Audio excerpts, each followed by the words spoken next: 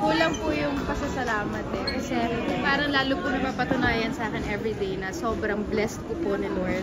And ito po, nabiyayaan po ng parangal. Hindi lang po isa, nagulat po ako na Best Actress. Pangarap ko po rin yun. Pangarap ko dati, pero ngayon po nangyari. More than anything, yung ma-appreciate lang po yung ginawa. Yun po yung sobrang hindi ko makakalimutan. Kaya maraming salamat po sa lahat ng buhay. Was there a time na medyo hindi mo na gusto? Kasi sabi ko, di ba si Mac ang nagsabi sa'yo na to do this film? Yes, duwag po kasi talaga ako. Lagi po ako may doubt kung kaya ko ba. Siyempre, pag nagpapahinga ako, natatakot ako kung pagbalik ko, kaya ko pa ba?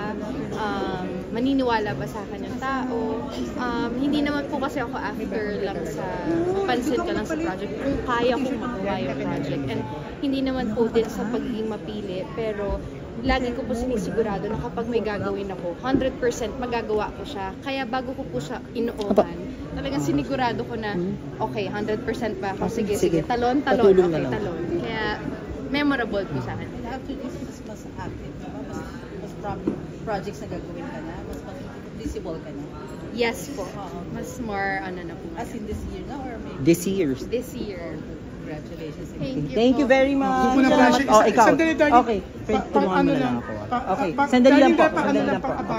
Darling, pang-abante lang muna. Sandali lang. Bye guys.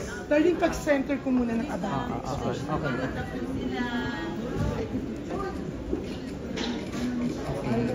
Thank you so much. Okay. Pero yun po yung dapat nila-abang kasi marami pa po siyang activity more than the series itself. Nakakatawa kayo ni Catherine magkalaban sa mga category ng Best Actress. Ano lang feeling mo? Marating niyo pareho. Ako, sobrang saya ko po every time na nakikita ko siya, na binibigyan ng parangal, na nominate kami. Ang layo na po na narating po namin yung mga pangarap po namin. And ako ang pinaka-proud sa kanya. Sabi ko nga, kami ang magkapatid by heart. Kami ang love team by heart.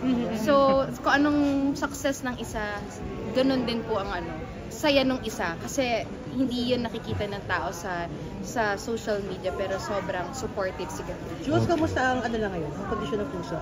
Ano mag-describe kung gano'n yung puso mo right now? Sobrang saya ko po. Ayun lang po yung masasabi ko. Sa lahat ng angulo? Sa lahat ng angulo ng buhay ko, lahat ng blessing, sobrang blessed ko po at sobrang happy. Looking forward to work with Catherine soon. Yes, actually we're really praying and hoping po na merong magandang project na ibigay po sa amin. Kasi iba rin makipag-work sa taong alam mo at mahal mong makatrabaho. So sana, hopefully soon, meron pong project for us. Okay, thank you. Matapang mong pagganap dun sa tiebreakers. May abangan bang masusundan na gano'n ka? Actually, may dalawa pong naka-line up na mas matapang doon. Talaga? Hindi in the sense na iniisip nyo Mas maganda pong material. Pero dapat abangan nyo po. Kasi si Catherine dun, ang tapang siya, very good doing. Are you open doing like doing class? Actually, open po ako sa challenges and siguro yun nga po yung kaya ko lagi nababanggit sa speech ko sa Sir Deo kasi yun po yung tinuro niya sa akin. Every time na may challenges, wag kong i-close yung sarili ko sa box ko. Maging open ako kasi sa sobrang takot ko po talaga, medyo yun yung problem sa akin. Pero yun nga po, ngayon sa nangyari ngayon, parang na-realize ko na kailangan ko talagang i-open ang mga bagay-bagay para mas masarap din magtrabaho palalo. Salamat sa iyo. Kaya salamat po talaga sa inyo kasi nga, totoo talaga po. Pero Thank you. Salamat. Salamat. Picture lang pala. Oh, sige. I love you, Melba. Hindi matagal ko ng kaibigan. Salamat. Star Cinema. Kain na rin kayo, alam ko pong... Tayo po. Salamat po. Pwede, Jules, picture ka lang. Picture na lang. Kunin ko na po.